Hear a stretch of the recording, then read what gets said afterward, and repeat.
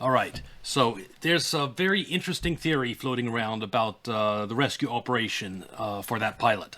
Let's get into it. To be the case.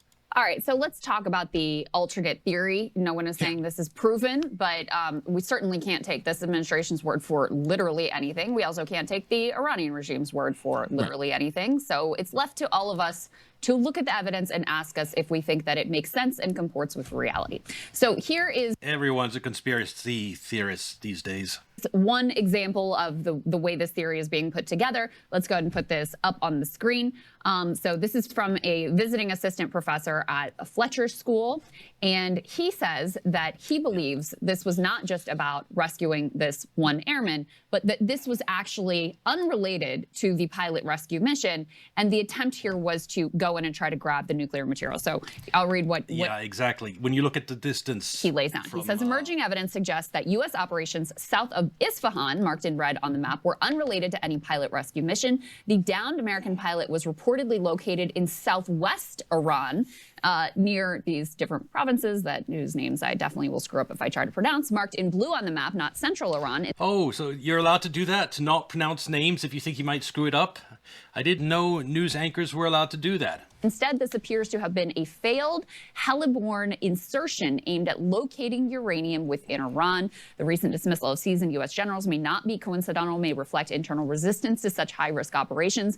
Given Iran's increasingly effective air defense and the apparent failure of this mission, the viability of future heliborne incursions deep into Iranian territory is now in serious doubt and may need to be abandoned. So the idea here is effectively that, I think it's not in doubt. Trump really wanted this. He really wanted to be able to seize Iran's nuclear material because that was an out for him. That was one clear out. If he seized nuclear material, no matter what Iran did, you could say, even if they closed the Strait of Hormuz for 6 months, wrecked the global economy, you could say, hey, I got their nuclear material. I prevented them from getting a bomb, so it was all worth it. And it would have given him, true, some degree of political coverage. He might have been able to salvage something out of his presidency if he had managed to do this long shot operation. An F-15 went down, and there were two individuals on board who had to be rescued. When they were rescued, how they were rescued, whether this was a rescue plus or whether the guy was already rescued and then they just used that as a cover to try this thing so that they could declare mission accomplished even if it went sideways. I think that is all of this is, is pure speculation at this point. But basically what people are looking at is the fact that you had so many resources devoted to this. Yes, you had refueling planes, like those huge refueling planes. 2 of those involved. Why the hell do you need 2 of those for a rescue operation? That it was really close to Isfahan, which is reportedly where most of the enriched uranium is, that there seems to have been an attempt to set up effectively sort of like a temporary base in this. Remember, to get to this nuclear material, they need to airdrop in excavating equipment to drill into this mountain to try to get the nuclear material. So, of course, to do that, you need to seize an airbase somewhere. You need to seize not only an airbase somewhere, but an airbase somewhere near the nuclear material. And coincidentally, last weekend, we seized an airbase near where Iran supposedly has their nuclear material. See where I'm going with this? It's quite a coincidence. Agricultural airstrip, that this attempt apparently failed, and that you had to blow up all of this equipment and then have others come in and to the rescue, that this is indicative potentially not of at least just a pilot rescue, but it may have been another mission that ultimately failed. Yeah, absolutely. And I wrote for the Daily Caller last week an opinion piece analyzing why I thought if we did do a ground incursion, it would be the Tom Clancy uranium hunt, because that seems to be what President Trump has been. It's what President Trump wants, because he's looking at this from a political angle. And getting the uranium, again, he could then walk away from Iran. It would be his off-ramp, because he could say, okay, we did it. We did the job. We stopped Iran from becoming a nuclear state. Well, thank us. Everyone around the world, thank us. Thank us. And if you want oil from the Middle East, you just go in and seize the Strait of Hormuz. You do it. We've done the hard part. We've gotten the nuclear material from Iran. Thank us. So completely having blown the Middle East up to hell and leaving Iran in control of the Strait of Hormuz, but he could still walk away if he manages to get nuclear material. But that looks like he failed. And now, do you understand his tweet from yesterday? Open the fucking straits, because that is his other off ramp. That is his only other off ramp. Opening the Straits of Hormuz. He needs to have them open. The only way he could have survive with the Straits of Hormuz still being closed is if he secured the nuclear material. And that operation just went sideways. And there's not going to be another one. Because you can't, they've already tried seizing an airbase right next to the nuclear material, and you can't do that twice. And fixated on is the prospect of an Iranian nuclear weapons breakout. He's been talking about this for years. And, to be fair to him, this is not something new. He's been talking about it since the 2016 campaign when he was opposed to the JCPOA that Obama negotiated. Frankly speaking, I think most of his supporters were more interested in his no new wars in the Middle East, especially no new endless wars. And especially no new wars that wreck the global economy by closing the Strait of Hormuz. So that would have been the most consistent. And if you were doing the Ghost Recon uranium hunt in the middle of the desert, the kind of equipment that was brought in and the kind of planes that were brought in and the kind of, outlay of resources, that's all consistent with a uranium hunt. They needed to set up an airstrip. They did. They needed to be able to have, hold the territory long enough for heavier equipment to ultimately be brought in. That didn't happen, but it very well may have been the next step if this was just more than a rescue op. That train of excavating material we saw moving across Los Angeles the other day, that might have been the next step, is to airlift that into Iran to go after the uranium. If we'd been able to hold the airstrip, I'm sure that is what would have happened. Operation, and the fact that it's in Isfahan, or just near Isfahan, that's the real thing that has a lot of very learned people. This isn't just internet conspiracy theorists. This is very learned people who are experts in foreign policy and national security who are suggesting that, hey, there's more to this story because the kind of resources that were brought to bear are not consistent with two people being rescued. Furthermore, the F-15 that was used in question is a two-seater Strike Eagle. That is a very specific aircraft that is used for certain kind of, at times, suppression of enemy air defense, SEAD missions. That indicates to me also that there was some kind of escalation in the offing when that airplane was deployed in the first place to go out and I believe it was deployed near Karg Island. So ultimately, there's some very odd things going on here that do not align with the official narrative. Yeah. And I think, look, it genuinely could be both. The guys nearby, hey, also, we need to be able to test, put a landing strip down. Yeah. Let's put all these people. Yeah, that is probably what I think is most likely is they had a guy go down and they were on the verge of starting this operation and said, oh, let's do both. Setting up capturing a land strip near where the pilot went down will make it easier to rescue the pilot. So let's just go ahead with that. And I think that's what happened. And whatever it was that was planned had to be aborted. That's my best guess. Now, that might explain that furious, expletive True Social post that the President of the United States, Donald Trump, published yesterday on Easter Day, threatening terrible things upon Iranian. I keep on seeing people posting about nukes on X. More and more people, let me put it to you this way, more and more people are coming around to our thinking, which is learning about how bad the United States is doing in Iran, and more people learning about how hard Israel is getting hit. And Trump's tweet yesterday, his X post about open the fucking Strait of Hormuz, that reeks of desperation. And of course, you're going to have people talking about nukes after that. I don't think we're there yet. I think it's going to be a very big bombing campaign of conventional weapons first. And when that doesn't work, then yes, nukes become a much more real possibility. But I think that if Russia and China get the sense, that I'm sure they're keeping a very close eye on the situation, if they get the sense that the US or Israel is getting ready to use nukes, they might step in and they try to stop it. Because, they can't let their ally get nuked into oblivion. No, I don't think they'd be okay with that. I don't think they'd go along with that. Iranian officials and upon Iran, unless the Strait of Hormuz was opened by Tuesday. Now, in my program yesterday, I speculated that this might have been a Truth Social post, published by the president in a state of euphoria after the rescue of the navigator. Having thought about things more, having considered all of the problems with the official account of what took place, I've come to a different conclusion altogether. I think that it was an expression on the part of the president of frustration and rage. Exactly. That an operation that he might have counted on to achieve some dramatic outcome over the Easter weekend. Exactly. It was his off-ramp, his way of extracting himself from this fucking quagmire he'd gotten himself into. And it failed. It failed spectacularly. A lot more missiles flying now in the Middle East.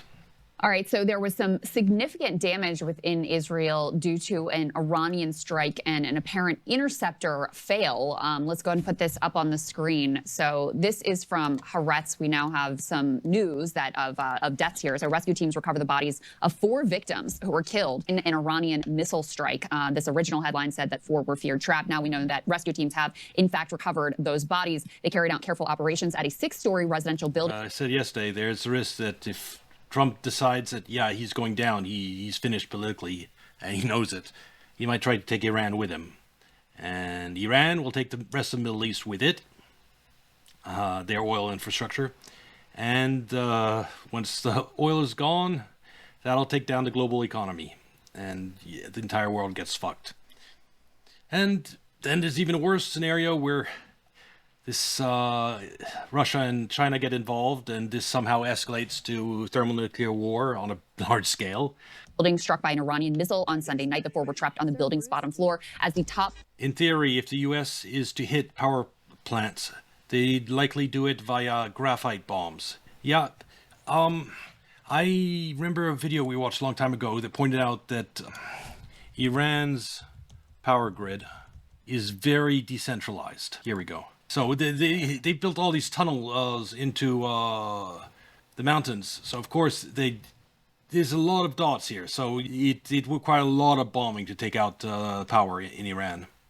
And I just point, I haven't covered it much on stream, but Russia has been pounding Ukraine's energy infrastructure for like several months now.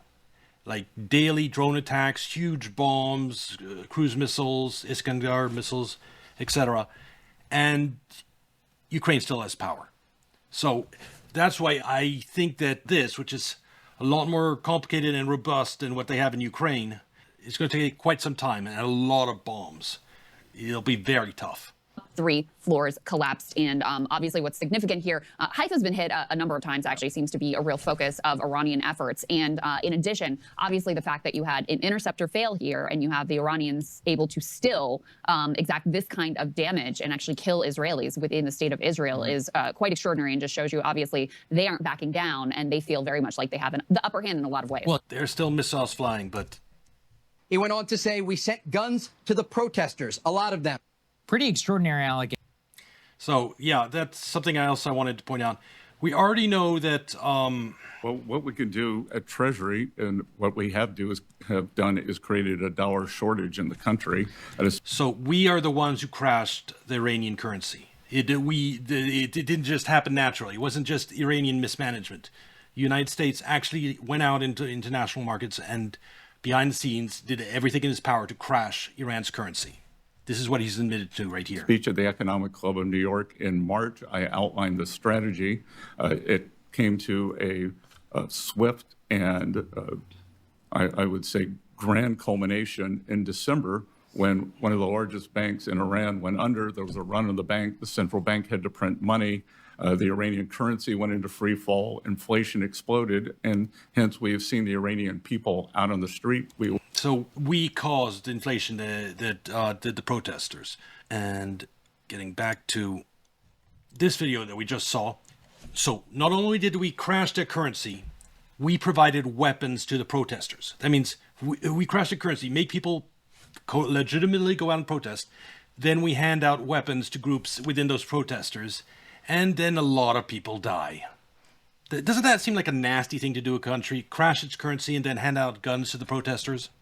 There, sir, maybe either talking about the previous protests from before the war or after the war, arming the Kurds, but how should we receive and analyze this news in the context of the war that we're currently in? Well, if you go back and look at coverage of these protests at the time and my own interviews with you guys, it was very clear. I covered it too. The protesters did have weapons. And the fact that you have protesters with weapons mixed in, shooting hundreds of police officers, at least 200 police officers were killed. That is why the government cracked down so hard. It's, yeah, crash the currency, hand out weapons. That's a recipe to get a lot of people killed.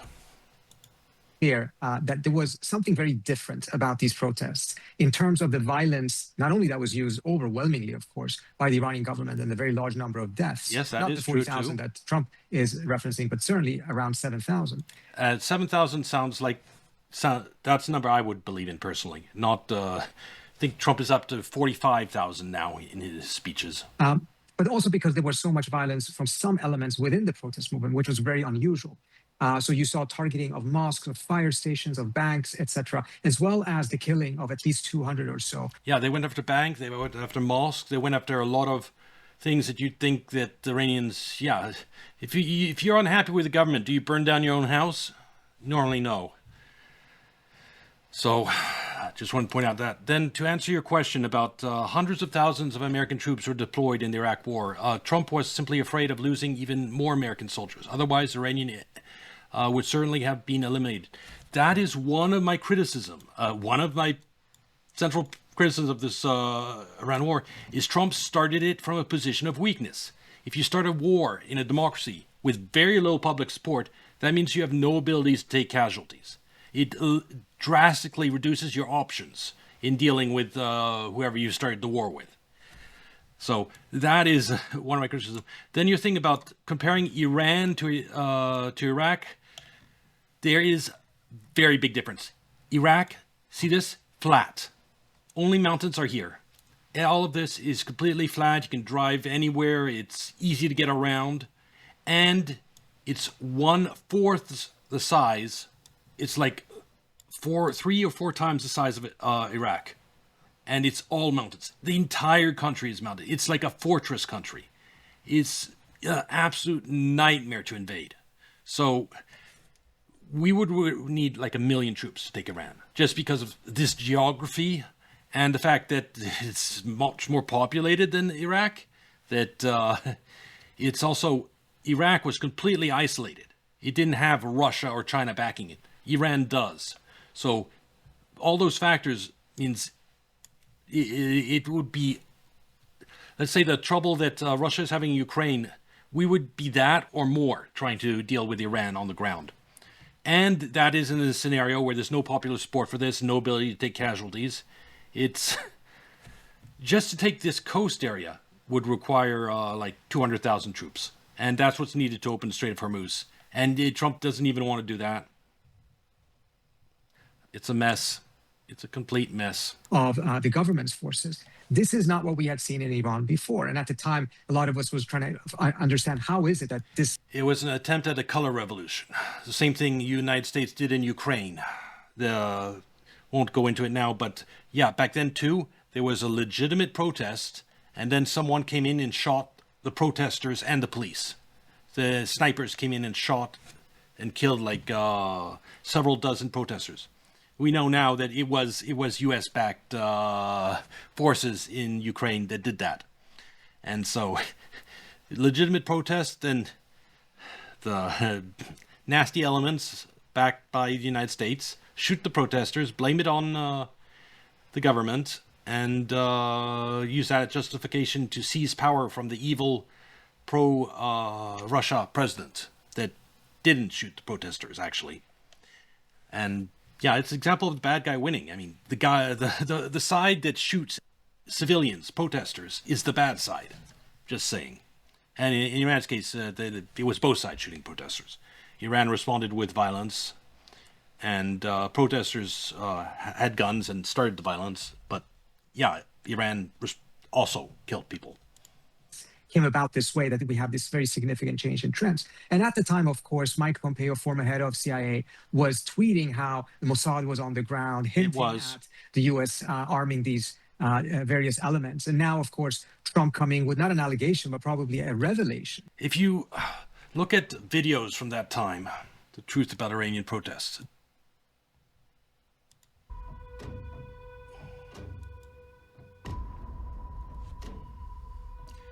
So this is security footage. This was going on during those protests earlier this year. Just look how the protesters, quote-unquote protesters, act. Mercenaries exploiting unaware individuals. Use of Molotov cocktails. Use of Molotov cocktails. So, yeah, protesters were armed.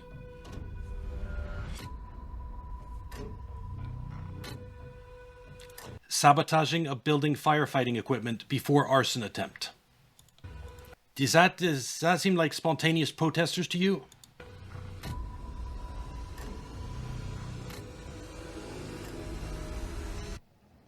Preparation of equipment for arson.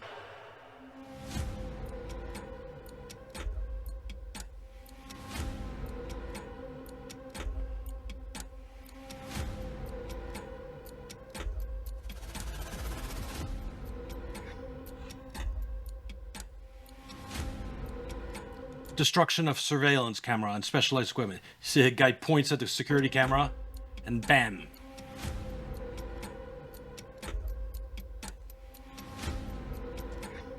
Theft, like people grabbing computers and stealing them. Of course, that's also just looting, but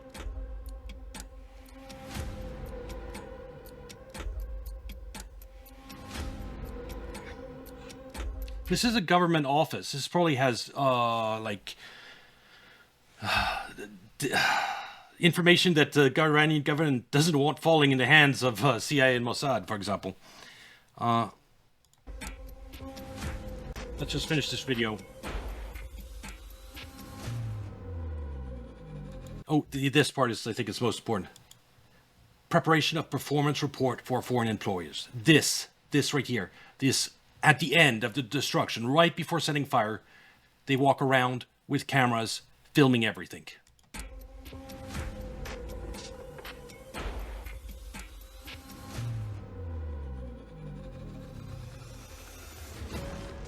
And then they setting building on fire. So these are people that mercenaries that are going to get paid for this. And one more. This is a mosque, and I'm going to skip for it a little bit. Look, right here, and I'm hiding it. Guy walking around with his phone after setting fire at the very end, recording everything. This pattern. This is people that are going to get paid to do this, and they need to video proof of their destruction in order to get the payment from Mossad or from CIA, whoever. These are mercenaries destroying mosques, government buildings. So I'm not saying there wasn't legitimate protesters. There was. I mean, spiraling inflation, of course that causes protest. But there was also these guys.